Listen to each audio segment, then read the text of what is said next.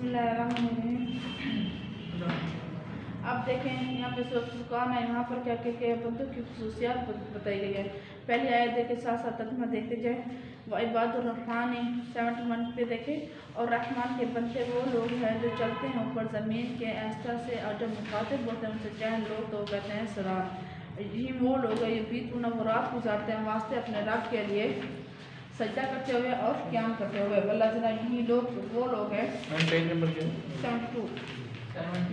यक़ूलून वो कहते हैं, ऐ रब हमारे तो फेर दे हमसे अज़ाब जहन्नम को, बेशक उसका अज़ाब है लाजिम होने वाला।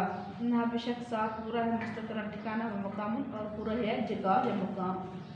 वल्लज़ीना यही वो लोग हैं ज़ात को जब वो खर्च करते हैं, नहीं वो फजूल खर्च करते और नहीं वो तंगी करते, वकाना वो होते हैं दरमियान इसके इक़्तिदाल के साथ। और ये वो लोग हैं, नहीं वो बुलाते साथ अल्लाह ताला के दूसरे महबूब को, नहीं कत्ल करते किसी नफ्स को अल्लाह वो जो हराम किया अल्लाह ताला ने, मगर साथ हक के यज़ुन्नुना, और वो नहीं वो ज़िना करते, और जो कि करे ज़ालिका इस बात को यलका वो होगा आसामन गुनाह में, युज़ाफ़ो दुगना दिया जाएगा वास्ते उसके अज़ाब क़यामत के दिन, और हमेशा रहेगा फी इसमें मुहाना ज़िल्लत वाला या ख्वार होकर या रुसवा होकर। मगर जो तौबा करे ईमान ले अमल करे नेक वो लोग तब्दील कर देगा अल्लाह ताला उनकी बुराइयों को अच्छाइयों में। है अल्लाह ताला बख्शने वाला रहम करने वाला। मन ताबा जो कि तौबा करे अमल करे नेक, बेशक रुजू करता है तरफ अल्लाह ताला, और रुजू करता है तरफ अल्लाह ताला के मुताबा रुजू करना। वल्लज़ीना नहीं वो लोग हैं, नहीं वो गवाही देते झूठी, वैसा मरू, और जब वो गुजरते हैं बेहुदा लोग, तुम गुजरते हैं इज़्ज़त के साथ।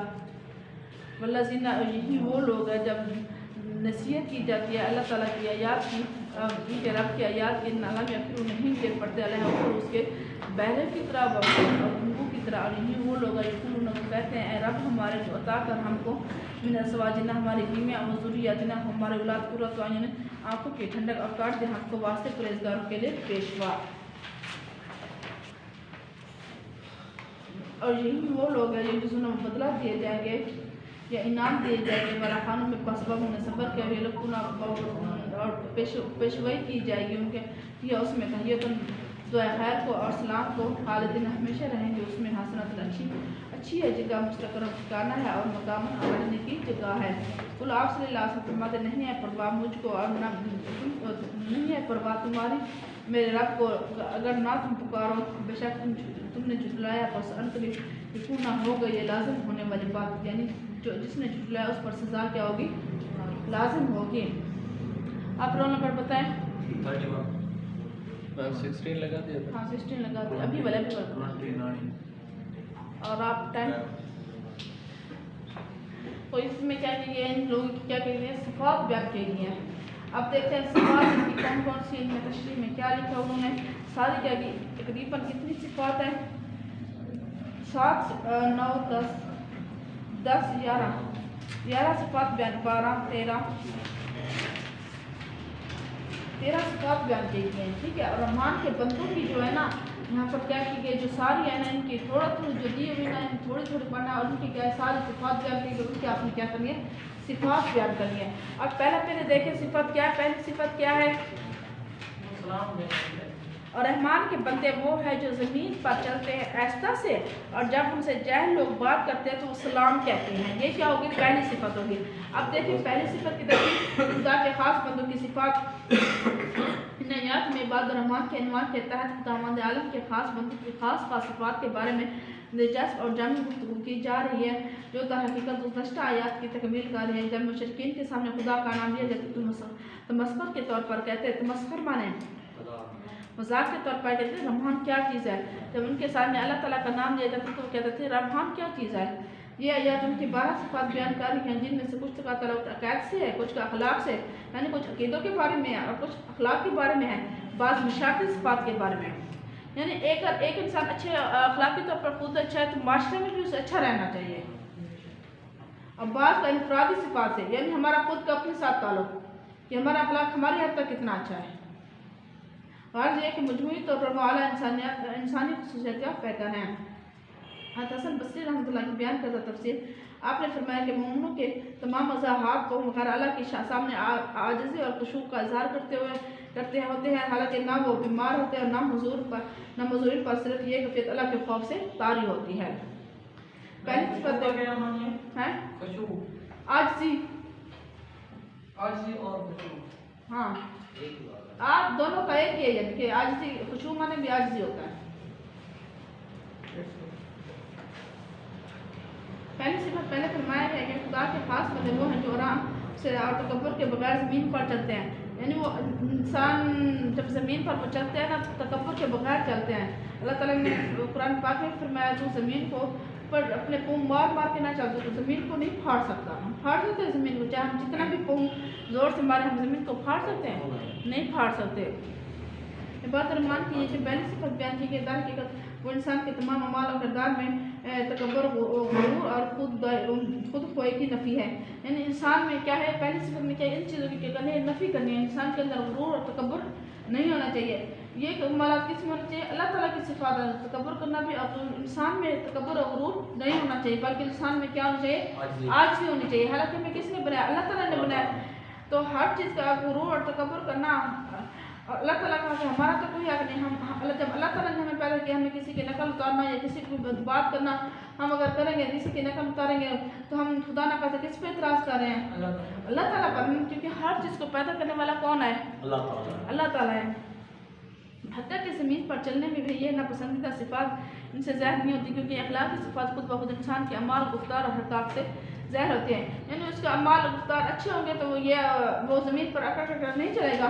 جب اعمال اچھے نہیں ہوں گے تو وہ بعض اوقات کیا ہوتے ہیں، دیکھا ہے معاشرے میں لوگ گناہ کر کے بھی فخر محسوس کر رہے ہوتے ہیں، دیکھا ہے نا ہم لوگوں نے؟ جی ہاں، وہ متواضع ہیں اور تواضع انکسار ایمان کی چابی ہے، جبکہ غرور اور تکبر کس کی چابی ہوتے ہیں؟ کفر کی چابی ہے۔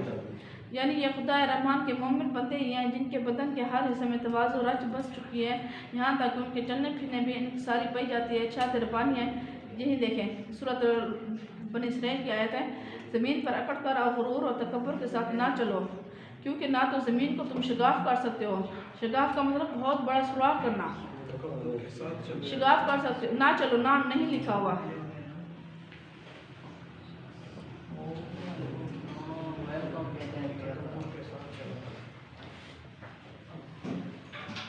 اور نہ ہی تمہاری قد کی لمبی پہاڑوں تک پہنچ سکتی ہے۔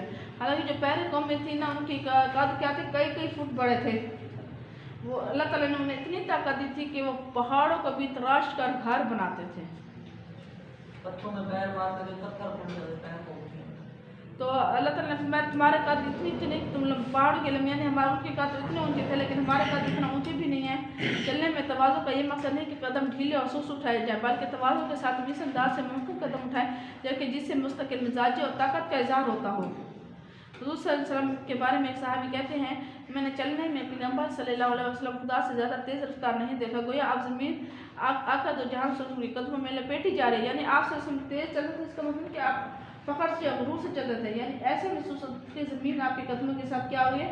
لپیٹی جا رہی ہے۔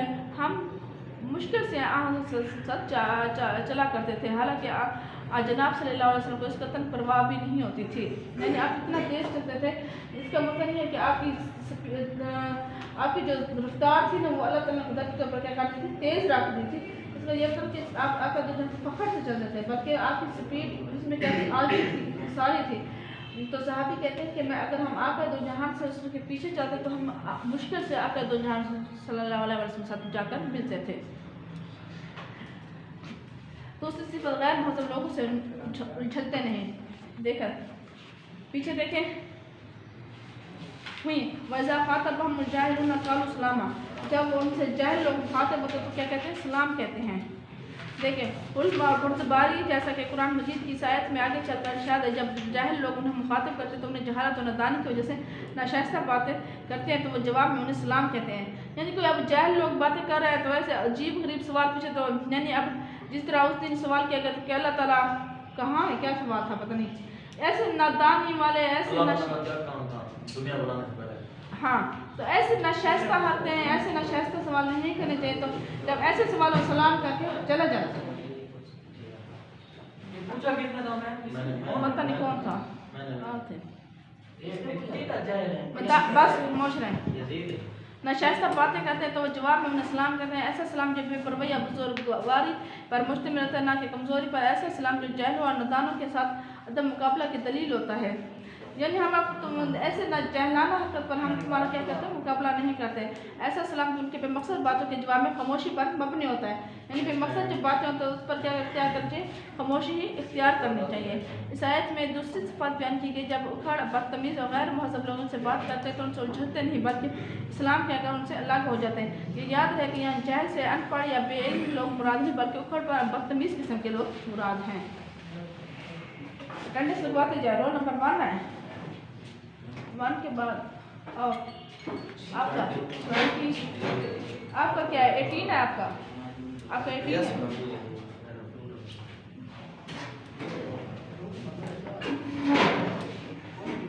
अब पीछे दोबारा देखिए पेज नंबर 71 पे। वल्लाज़ीना, ये वो लोग हैं वो रात गुजारते हैं वास्ते अपने रब के और अपने रब के लिए रात काटते हैं, यानी रात भर लगे रहते हैं, सजदा करते हैं और क़याम करते हैं।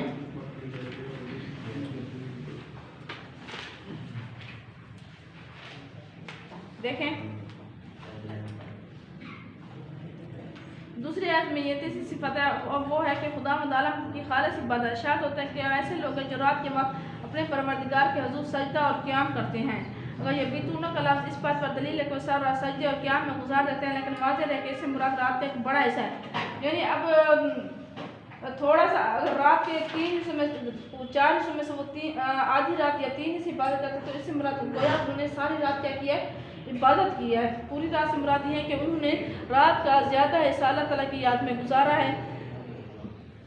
तो रात सजदे और क़याम में गुजारते हैं, लेकिन वाज़ेह है कि इससे मुराद रात का एक बड़ा हिस्सा। इस ज़मन में ये बताते चले कि सुजूद को क़याम पर मुकद्दम करने की वजह इसकी अहमियत है। अब अल्लाह ताला यहाँ पर क्या है, सजदा करते हैं और रुकू करते हैं और क़याम करते हैं। सजदे को पहले रखा गया, हालांकि सजदा नमाज में क्या आता है, क़याम के बाद आता है ना, तो वो कहते हैं इसलिए वजह से रखा गया कि सजदे की अहमियत क्या है, सबसे ज़्यादा है। क्यों ज़्यादा है, क्योंकि इस वक्त इंसान क्या होता है, अल्लाह ताला के करीब बहुत ज़्यादा हो जाता है। अगरचे नमाज में अमली तौर पर क़याम मुक़द्दम होता है, क़याम पहले आता है, हालांकि सजदा बाद में आता है। सूरत आल इमरान में हकीकत में अक्लमंद वो लोग वो हैं जो खड़े बैठे अपनी करवटों पर लेटे अल्लाह ताला का जिक्र करते रहते हैं। सूरत मुज़म्मिल में हुक्म दिया गया रात को तहज्जुद पढ़ा करे, मगर थोड़ी रात, आधी रात, इससे भी कुछ कम है। इससे बढ़कर बेशक रात का उठना नफ्स को दबा देता है। यानी रात का उठना इंसान को क्या करना चाहिए, आराम से बैठे हर हाल में रात को क्या करना चाहिए, थोड़ी देर क्या करनी चाहिए, इबादत करनी चाहिए। जिस तरह आपने अरबी के पीरियड को भी मजाक बनाया हुआ है, आप आहिस्ता आहिस्ता इस्लामियात के पीरियड को भी मजाक बनाते जा रहे हैं। सीरियस होके पढ़ें, नहीं पढ़ना तो मुझे बता दें। पीछे देखें। और जो वो कहते क्या है, हमारा रब हमसे जहन्नम का अज़ाब फेरते, बेशक इसका अज़ाब लाजिम होने वाला है। बेशक वो बुरी जगह है, वो यानी लाजिम यानी जुदा नहीं होने वाला, बेशक वो बुरी ठहरने की जगह है, बुरा है मकाम। चौथी सिफत अल्लाह के खास बंदों की चौथी सिफत ये बयान है कि रात और रात अल्लाह की इबादत में गुजारने के बावजूद, यानी रात को उठ कर इबादत भी करते हैं, लेकिन इसके बावजूद खौफ इलाही और आखिरत की फिक्र में लगे रहने की वजह से तकब्बुर नहीं करते, बल्कि जहन्नम के अजाब से बचने के लिए दुआ भी करते हैं। आगे देखें फिर 72 पे। और वो लोग जो खर्च करते हैं, ना फजूल खर्ची करते हैं, ना तंगी करते हैं, और इसी के दरमियान इत्तदाल करते हैं। पांचवी सिफत आप देखें, पांचवी सिफत खर्च करने में इत्तदाल से काम रहते हैं। पांचवी सिफत ये बताई जा रही है कि जो इत्तदाल पर मबनी है, हर काम में हर किस्म के अफरात और तफरीह से दूरी है। ख़ास करके खर्च करने के बारे में फरमाया कि खुदा के बंदे वो हैं खर्च करते हैं तो ना इसराफ करते हैं।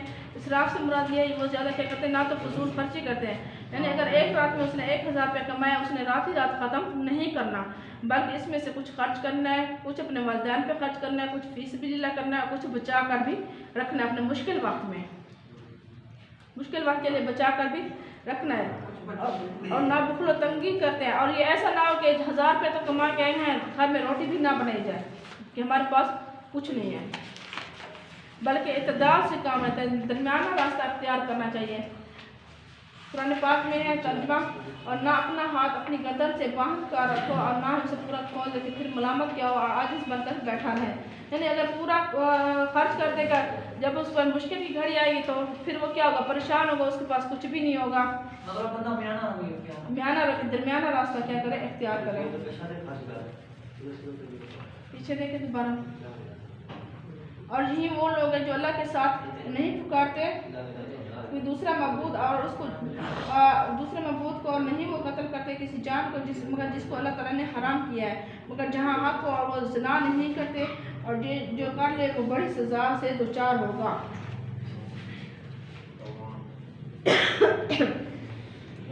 چھٹی صفت توحید پر ان کا خالص ایمان ہے جو انہیں دو یا کئی سے زیادہ چیزوں کی پرستش پر مبنی شرک سے دور رکھتا ہے. یعنی ہمیں کس کی عبادت کرنی چاہیے؟ صرف ایک اللہ تعالیٰ کی عبادت کرنی چاہیے. اس لیے قرآن پاک میں بھی ہے، اللہ تعالیٰ نے فرمایا، خاموش رہے آپ. اللہ تعالیٰ نے فرمایا کہ یہاں پر دو خدا، ان کو نہیں ان کو، اگر یہاں پر دو خدا بھی ہوتے تو یہ نظام کیا ہو جاتا؟ دنیا کے نظام درہم برہم ہو جاتا. تو ہمیں کس کی عبادت کرنی چاہیے؟ صرف ایک اللہ تعالیٰ کی عبادت کرنی چاہیے. چاہے اللہ تعالیٰ نے قرآن پاک میں فرمایا وہ ایسے لوگ ہیں جو خدا کے ساتھ کسی کو معبود نہیں ٹھہراتے. توحید نے ان کے قلب اور ان کی انفرادی اور تمیز کو روشن کر رکھا ہے، جس کی وجہ سے ان کی روح و فکر کے عظمت سے شرک کی ہر قسم کی طریقے کا پور ہو چکی ہے، یعنی ختم ہو چکی ہے. ساتویں صفت قتل ناحق سے پرہیز. اللہ تعالیٰ کے بندوں کی ساتویں صفت یہ بیان کی گئی کہ جس جان کو اللہ تعالیٰ نے حرام ٹھہرایا، یعنی اس کو قابل احترام قرار دیا، نہ اس کو قتل نہیں کرتے سوائے اس کے حق کے ساتھ. قتل سے مراد یہ ہے کہ کسی کو قصاص میں قتل کیا جائے. حق سے قتل کرنے سے مراد یہ ہے یعنی بدلہ لیا جائے ان سے. یعنی اگر کسی شخص نے اسے کیا کیا ہے، کسی شخص کو ناحق قتل کیا ہے تو اس کے مقابلے میں کیا کیا جائے گا؟ اسے قتل کیا جائے گا. اگر کسی نے کسی کی آنکھ پھوڑی ہے، ناک پھوڑا ہے، کان پھوڑا ہے، اس کے مقابلے میں کیا کیا جائے گا؟ اس کی ناک، کان، آنکھ پھوڑی جائے گی. یہ کیا ہے؟ اللہ تعالیٰ کا شریعت کا قانون ہے. اگر کسی نے کسی کو ناحق قتل کیا تو اس کے بدلے میں کیا کر سکتے ہیں؟ اسے قتل کر سکتے ہیں. یہ اس کے علاوہ یہ بات ہے کہ وہ اگر قصاص دیں یعنی چٹی دینا چاہیں، اس کے دور سے گورنمنٹ یا بہت سے افراد کیا کرتے ہیں، اس دور میں 8 لاکھ بنتی ہے، 10 لاکھ بنتی ہے. اگر وہ قتل نہیں کرتے تو وہ کیا کرتے ہیں؟ خون معاف کر دیتے ہیں. تو انہیں کیا دینی پڑتی ہے؟ چٹی دینی پڑتی ہے. وہ خون معاف کر دیتے ہیں. اور یہ ایسا بھی نہ کرے کہ چٹی بھی لے لیں پھر قتل بھی کریں. ایسا نہیں ہو سکتا. یا تو چٹی لے یا پھر قتل کے بدلے قتل.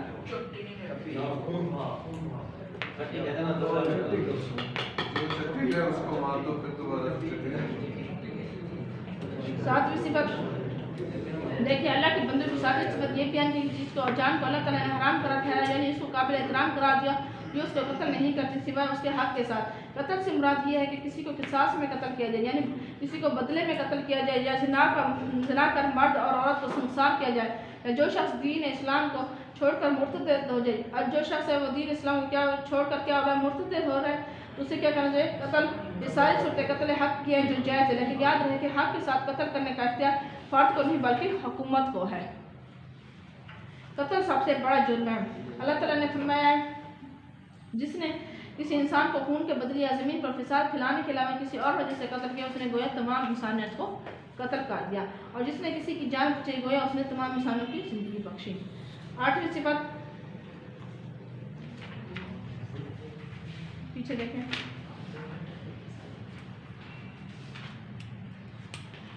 اور نہیں وہ زنا کرے وہ اس سزا سے کیا ہوگا؟ دوچار ہوگا.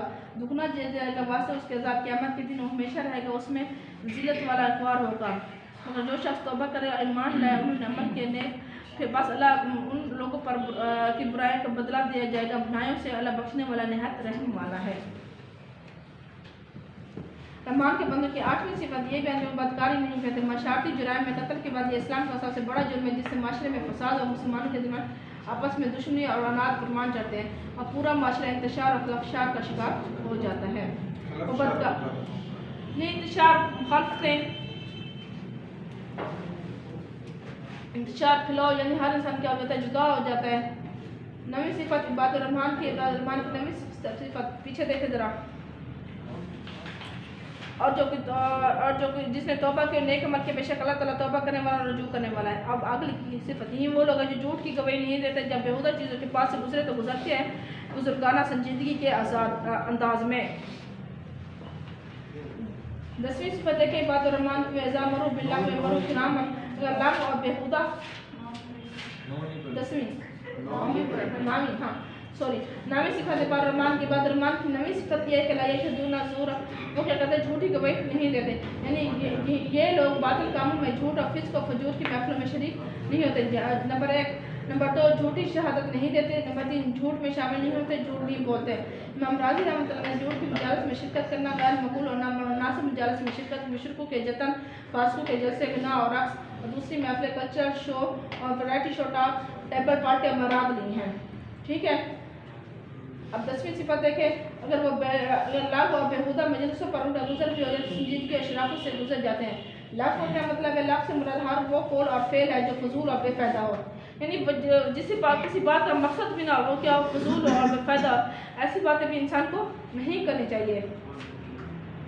بے مقصد کاموں سے جتنا حدیث کی روشنی میں مومن کا ہر لمحہ بڑا قیمتی، اس کے کندھوں پر تو ذمہ داریوں کا بار درا ہے، یعنی بار ہے، وزن ہے، اس کو فرصت یہی کہا کہ وہ بیکار اور فضول باتوں میں شرکت کر سکے۔ نمبر 1، نبی کریم صلی اللہ علیہ وسلم نے فرمایا کسی شخص کے ایمان کی خوبی اور حسن یہ ہے کہ وہ بے مقصد کاموں کو ترک کر دے، یعنی چھوڑ دے۔ نمبر 2، آقا دو جہان صلی اللہ علیہ وسلم نے فرمایا مومن اپنا وقت سوچ سمجھ کر خرچ کرے۔ نمبر 3، آقا دو جہان صلی اللہ علیہ وسلم نے فرمایا انسان 2 چیزوں کے بارے میں بڑی غفلت اور لاپرواہی میں پڑے گا، ایک صحت اور دوسری فرصت اور اوقات کے بارے میں۔ پیچھے دیکھیں دوبارہ، اور یہی وہ لوگ جب انہیں ان کے رب کے احکام سے نصیحت کی جاتی ہے تو ان پر بیروں اور اندھوں کی طرح نہیں گر پڑتے۔ اس آیت مبارکہ میں رحمان کے بندوں کی یہ صفت بیان کی جب انہیں اللہ کی یاد سنائی جاتی تو انہیں باغور سنتے ہیں، پوری طرح ذہن نشین کر لینے کے بعد ان پر عمل کرتے ہیں۔ لم یقولوا خرا کا معنی گرنا ہے، یعنی یہاں پر لفظ معنی مستمع نہیں بلکہ اعراض اور بے رخی کے مفہوم ادا کرنے کے لیے لایا گیا ہے۔ اب اس آیت کا مفہوم واضح ہو گیا کہ اللہ کے بندوں کو جب اللہ کی یاد قرآن کی نصیحت کی تو بیر و اندھوں کی طرز کا عمل اختیار نہیں کرتے بلکہ انہیں یاد کو ہوش سے سنتے ہیں، یعنی بیر و اندھوں کی طرح کیا کرتے ہیں، اس پر عمل نہیں کرتے۔ سننے کی بھی کتنے ذرائع ہیں؟ 3، یا تو انسان آنکھوں سے دیکھے، یا دل سے ایمان لائے، یا کانوں سے سنے۔ وہ اسی طرح نہیں ہے کہ کوئی آیت پڑھی جاتی ہے تو ان کے کان اور آنکھیں کیا عمل نہیں کرتی، بلکہ بیر و اندھوں کی طرح نہیں گر پڑتے بلکہ کیا کرتے ہیں، بس بات ہو گئی نہیں بلکہ اس پر کیا کرتے ہیں، باقاعدہ عمل کرتے ہیں۔ انہیں یاد کو ہوش سے سنتے ہیں، ان میں جھلکتے ہیں اور انوار کو دیدہ دل سے دیکھتے ہیں۔ وہی دل بھی کیا ہے، ایمان سے ہے، اس کا تعلق بھی ایمان سے ہے، تو غور و فکر کی قوتوں کے کام میں لا کر آیات کے اسرار و معارف تک آگاہی حاصل کرتے ہیں، یعنی اس کے راز اور ان کی پہچان تک، ان کے معنی کیا ہے، اگر ہم عمل جو کر رہے ہیں اس کا مقصد کیا ہے۔ مومنوں کے دل قرآن سن کر نرم ہو جاتے ہیں۔ آگے پیچھے دیکھیں، پھر یہی وہ لوگ ہیں کہتے ہیں کہ اے ہمارا رب ہماری بیویاں ہمیں ہماری اولاد سے آنکھوں کی ٹھنڈک عطا فرما اور ہمیں بنا دے پرہیزگاروں کا پیشوا۔ دیکھیں آپ 12ویں صفت عباد الرحمن کی، رحمان کے بندوں کا ایک اور وصف ایسا آیت مبارکہ میں بیان ہوئے کہ اللہ تعالیٰ سے یہ دعا کرتے ہیں کہ اے ہمارے رب ہمارے گھر والے بیوی بچے ایسے دیندار بنا کے ہم انہیں دیکھ کر خوش ہوں، چاہے پیرنٹ جیسے بھی ہوں، لیکن ان کی خواہش کیا ہوتی ہے کہ ہمارے بچے کیا ہوں، نیک بنے، صالح بنے، اور ہمیں تقویٰ میں ایسا بلند مقام عطا فرما کہ اہل تقویٰ میں سے ہمیں سے ہدایت اور رہنمائی پائیں۔ آنکھوں کی ٹھنڈک سے کیا مراد ہے؟ قرۃ اعین۔ اب کسی کا نام قرۃ العین ہوتا ہے نا، اس کا مطلب ہوتا ہے آنکھوں کی ٹھنڈک۔ حضرت حسن بصری رحمۃ اللہ کی تفسیر کے مطابق آنکھوں کی ٹھنڈک سے مراد اہل و عیال کی ظاہری صحت و خوشحالی، اللہ کی اطاعت و فرمان برداری سب شامل ہیں، یعنی وہ نہ صرف اپنے نفس کی اصلاح اعمال صالحہ پر توجہ دیتے ہیں بلکہ اپنی اولاد دار بیویوں کی اصلاح اور درستی بھی فکر کرتی رہتی ہیں۔ وہ کہتے ہیں وہ نہ صرف اپنے اہل و عیال کے لیے اپنے لیے نیک بنتے ہیں بلکہ وہ اپنی بیویوں کی بھی کیا کرتے ہیں، ان کی بھی کیا کرتے ہیں، ان کی اصلاح اور ان کے اعمال کی اصلاح کرتے رہتے ہیں۔ یعنی یہاں یہ دعا مانگنی چاہیے کہ ہمیں ایسی بیوی اور بچے عطا فرما جن کے اخلاق و اطوار اتنا پسندیدہ کہ انہیں دیکھنے سے ہماری آنکھیں کیا ہو جائے، ٹھنڈی ہو جائے۔ اب اگر اولاد نیک ہوگی، دیندار ہوگی، والدین کی آنکھیں کیا ہوں گی، ٹھنڈی ہوگی نا۔ اگر خدا نہ خواستہ کوئی اولاد نکمی بن جائے تو والدین کو زیادہ بھی اسی کی فکر لگی رہتی ہے کہ یہ کیا ہو جائے، نیک ہو جائے۔ جس اگر کسی کی رفیقہ حیا شکل و صورت میں بھی اچھی ہو، عفت پاک دامنی سے جوہر سے بھی راستہ اور فرما بردار اور خدمت گزار ہے، ان کی خوبیوں کی باعث نگاہ اس پر جم کر رہ جاتی ہے۔ اب اگر کسی کی بیوی نیک ہے تو وہ کسی اور کی طرف توجہ بھی نہیں دے گا، تو اسی کی نگاہ، مرد کی نگاہ اسی پر جمی رہے گی، ادھر ادھر دیکھنا دوبارہ ہی نہیں ہوتا۔ نیز اگر اولاد صحت مند، ذہین و فطین، پاک سیرت اور نیک بخت ہوگی تو والدین کی آنکھوں کو ایسا قرار نصیب ہو کہ دوسروں کی طرح حسرت انگیز نگاہوں سے دیکھنے کی کوشش بھی نہیں کریں گے۔ یعنی اگر کسی کی خدا نہ خواستہ اولاد نیک نہ ہو تو وہ ایسے بچوں کو دیکھتے، ایسے والدین کو، ایسے بچوں کو دیکھتے ہیں جن کی اولاد کیا ہوتی ہے، نیک ہوتی ہے، ان کی آنکھیں کیا ہوتی ہے، حسرت سے بھر جاتے ہیں کہ ہماری اولاد کب نیک ہوگی، ہمیں ان کی تربیت، ان کی اچھے نیک مال کی وجہ سے کیا ملے، ہماری آنکھوں کو کیا ملے، ٹھنڈک ملے۔ پیچھے دیکھیں، لوگوں کو ان کے صبر کی بدولت جنت کے بالا خانے انعام میں دیے جائیں گے، اس میں دعائیں خیر اور سلام سے خاموش رہیں، پیشوئی کیے جائیں گے، وہ اس میں ہمیشہ رہیں گے۔ کیا یہ اچھی آرام کا اچھا مسکن، آپ سے سب فرما دے کر تم اس کو نہ پکارو تو میرا رب تمہاری پرواہ نہیں کرتا۔ بس تم نے جھٹلائے پسند کری، تمہیں کیا ہوگی، سزا ملے گی۔ جو در حقیقت ایک لحاظ سے مذکورہ تمام وصفات سے اہم تر ہے، وہ صرف اس بات پر راضی نہیں ہے کہ خود ہی حق کی راہ پر کمزور ہے، بلکہ اس کی ہمت اس قدر ہے کہ خدا سے خود کو مومن کے جماعت کا امام اور پیشوا بنا دے۔ یعنی ہمیں اتنا نیک بنا کہ ہم اپنے اولاد کے لیے بھی، ہماری اولاد بھی نیک بنا، ہماری بیوی بھی نیک بنا، ہمیں بھی لوگوں کا کیا بنا دے، امام بنا دے، پیشوا بنا دے، کہ ہم بھی لوگوں کی نظر میں کیا رہیں، اچھے رہیں، بنانے کی درخواست کر رہے ہیں تاکہ اس طرح سے وہ دوسرے لوگوں کو راہ حق کی طرف بلا سکے۔ یعنی ہم اتنا نیک ہو جائیں، اتنا ہمیں مقام عطا فرمائے، اتنا پیشوا بنا کہ ہم لوگوں کو بھی کیا کریں، راہ حق کی طرف بلائے۔ جب جو خود نیک نہیں ہوگا وہ دوسروں کو راہ حق کی طرف بلا سکے گا، نہیں بلا سکے گا۔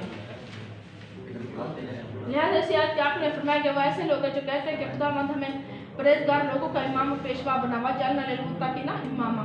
وہ سارے معاشرے کے لیے اسوہ اور نمونہ عمل ہوتے ہیں، اور پرہیزگاروں کے سفیر شمار ہوتے ہیں۔ مختصر لفظوں میں ان کا اجر بیان کیا گیا ہے کہ وہ لوگ ہیں جنہیں صبر اور استقامت کے بدلے میں بہشت کے بلند درجات جزا کے طور پر دیے جائیں گے۔ پھر اضافہ فرمایا کہ اولئک یجزون الغرفۃ بما صبروا، یعنی بہشت کے بلند مقامات پر انہیں تحیت و سلام پیش کیا جائے گا، جیسا کہ سورۃ یاسین کے آیت نمبر 98 میں السلام قول من رب رحیم۔ پھر اس سے مزید بات کی تاکید کہ وہ بہشت میں ہمیشہ رہیں گے، کیا خوب ٹھکانہ اور کیسی بہترین اقامت گاہ ہے۔ خالدین فیہا حسنۃ مستقرا و مقاما، ہمیشہ رہیں گے اس میں، اچھا ہوگا مستقر رہنے کی جگہ، مستقر ٹھکانہ و مقامن اور رہنے کی جگہ۔